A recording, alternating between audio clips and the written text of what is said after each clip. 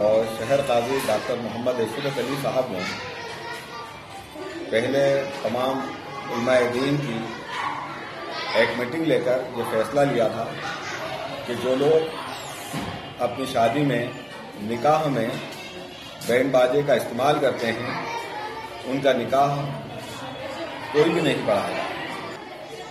Band बाजा बजाना वैसे भी इस्लाम में हराम है।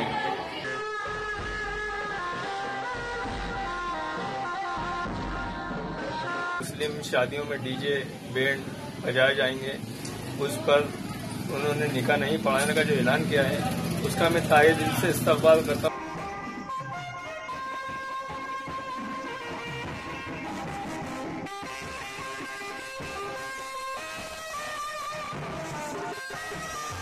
कहाँ से दें आपको? भाई साहब ने जब से बैंड लगा रखा है हमारे को कुछ भी मतलब हमारे को बहुत दिक्कत और बहुत परेशानी आ रही है कि हर बारात में दिन में हमको 2-3 बारातें मिल जाती थी।